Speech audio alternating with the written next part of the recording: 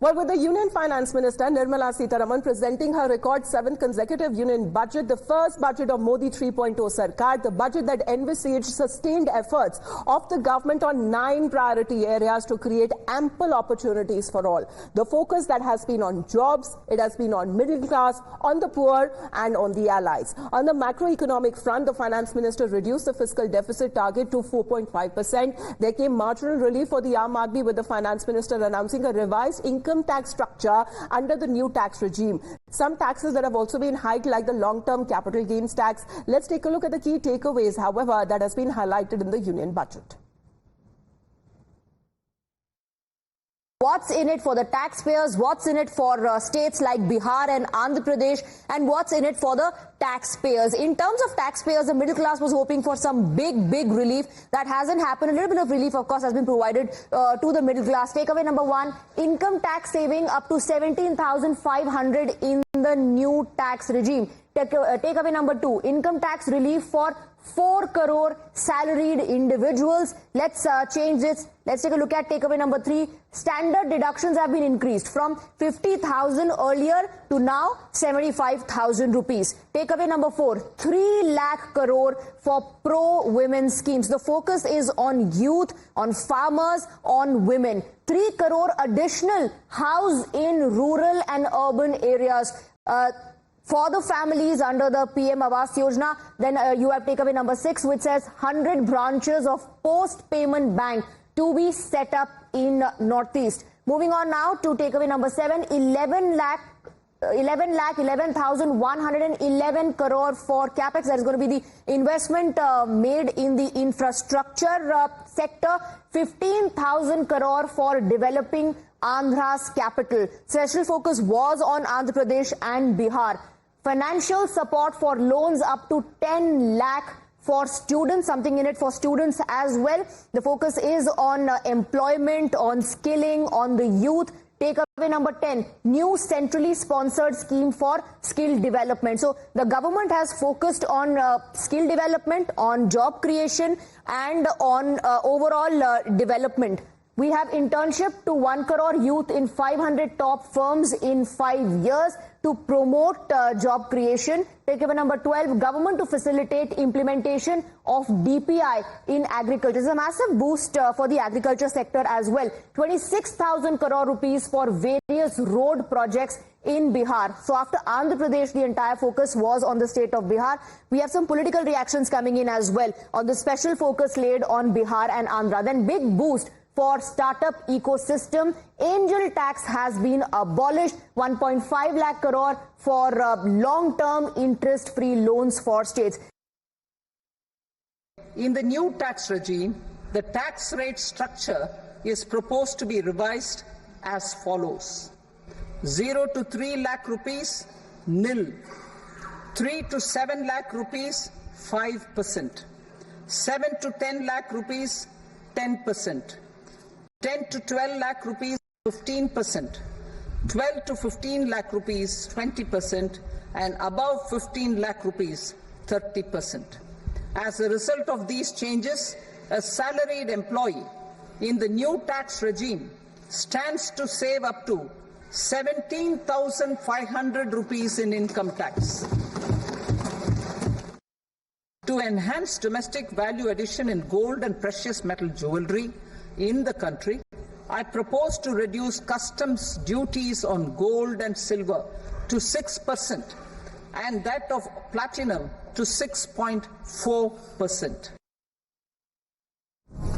Let's in the meantime get you a breaking update that is now coming in, because here it seems that the Kisan delegation is expected to meet the leader of opposition Rahul Gandhi, and this meeting is expected to be held in the Parliament complex.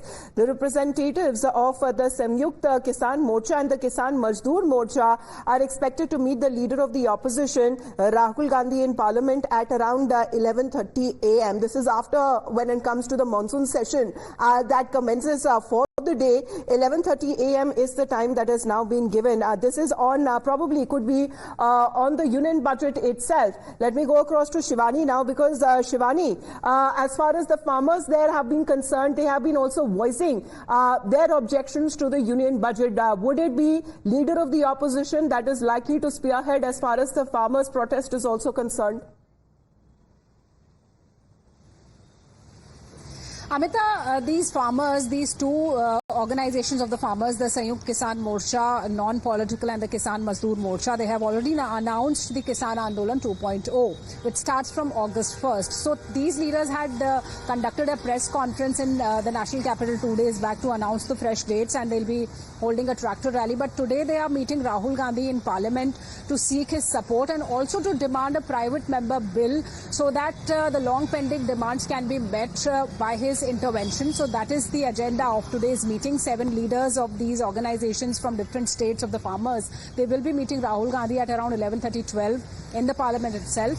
They will be asking Rahul Gandhi, that's being expected, that they'll be asking Rahul Gandhi to bring a private member bill in the Parliament to fulfill their long pending demands. They have been seeking legalization of the MSP, and they are also against how the Delhi Chalo March was stopped. The borders at Haryana were sealed, and though the matter is still in the court, but they say that whenever the borders will be opened, they will be marching towards Delhi. And they've already announced that starting 1st of August, there will be more than half dozen protests on different dates inside the national capital and also in Uttar Pradesh and also on the borders of Haryana, in Pipli and other places in Jind. Also they'll be holding big rallies of farmers. So today when they'll be meeting Rahul Gandhi, they will definitely be asking for his support in this movement and also bringing a private member bill for their long pending demands to be met. All right, please do stay on with us, Shivani, because for the betterment of our viewers, we also talk about what has been there in the union budget when it comes to the agriculture sector for the farmers as well, and what have been their long-standing demands. Let's quickly take a look as far as new protest dates are likely to be announced for the farmers. But in the meantime, as far as the Kisan Vikas Push is concerned, nearly 1.5 to lakh crore that has now been given to the agriculture sector. That means higher MSPs that have been announced for a month ago when it comes to all of the major crops, right from Prime Minister PM Garib Kalyan Anna Yojana, that has now been extended for the next 5 years as well. There have also been a comprehensive review when it comes to the agricultural research setup as well, and there is also a need to develop climate resilient varieties as well when it comes to funding. That is also likely to be provided when it comes to the private sector. However, when it comes to the Union Finance Minister Nirmala Sitharaman presenting a futuristic budget, 1 crore of the farmers will now be initiated into natural farming in about 2 years from now. Even when it comes to 10,000 bio-import research center that are to be established, there would be digital public infrastructure as well when it comes to the agricultural sector, and the implementation of coverage of farmers and of their lands as well. That is also to be included. Now, this is the Atma Nirbhar Bharat, the self-sufficiency, especially when it comes to pulses and oil seeds, the storage and the marketing, that is also expected to be improved. But when it comes to such when it comes to mustard and soya bean and sunflower, etc. What is also being said that there would be also startups for vegetable supply chains. That is also likely to be encouraged. However, not happy when it comes to all of these facilities that has now been provided in the union budget for the agriculture sector for the farmers. They stay put on their long-standing demand, saying that it has not been fulfilled. However, they have also continued to say, as far as the farmers are concerned, that they are now expected today to meet the leader of the opposition, Rahul Gandhi, in Parliament, and thereafter will continue spearheading with their protest. Let's in the meantime also talk about Andhra Pradesh, because Andhra Pradesh, there has been promised a significant allocation, including 15,000 crore for the development of their capital Amravati, highlighting specific initiatives under the budget for Bihar as well. The Union Finance Minister said that the centre will arrange financial assistance for the state through aid from multilateral development agencies. So the government has proposed 26,000 crore when it comes to various road projects in Bihar, 21,000 that has been allocated for power projects as well, and those are the details as far as highlighting when it comes to the special status that will not be given to the state of Bihar. However, there has been a special package of massive funds that has now been allocated to the specific state.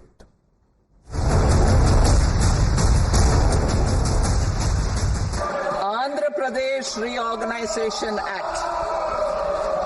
Our government has made concerted efforts to fulfill the commitments in Andhra Pradesh Reorganization Act. Recognizing the state's need for a capital, we will facilitate special financial support through multilateral development agencies.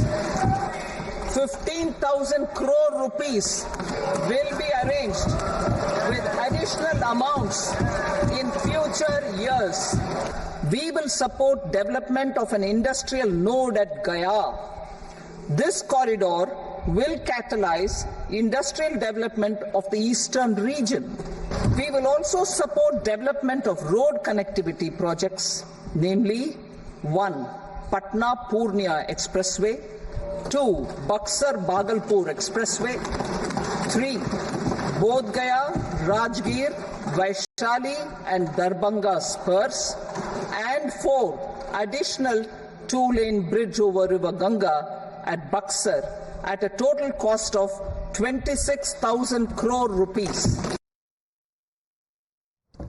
So even when it comes to the reactions that have been coming on part of the special attention that the opposition's has been calling it as a bias has been given to the states of Andhra Pradesh and Bihar, especially when it comes to the TDP and the JDU ruled states as the kingmaker of the allies that they have now find themselves in a position in this NDA coalition. The chief ministers of both states have welcomed the announcement, as Andhra Pradesh Chief Minister Chandrababu Naidu said that it is still a long way to go, especially when it comes to rebuilding the state with its new capital. Nitish Kumar, however, has dismissed their outrage over no special status being granted to Bihar, saying that the financial aid for the state is something that they have always demanded.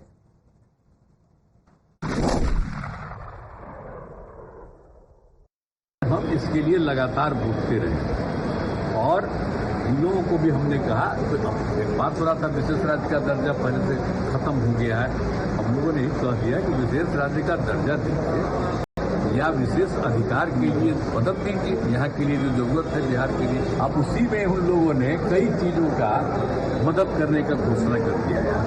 This has a very futuristic budget in the sense we are not just creating a foundation for the coming 6 to 8 months, but also the coming 5 to 10 years. And I would like to personally thank the central government for putting a special focus on the development of Andhra Pradesh also.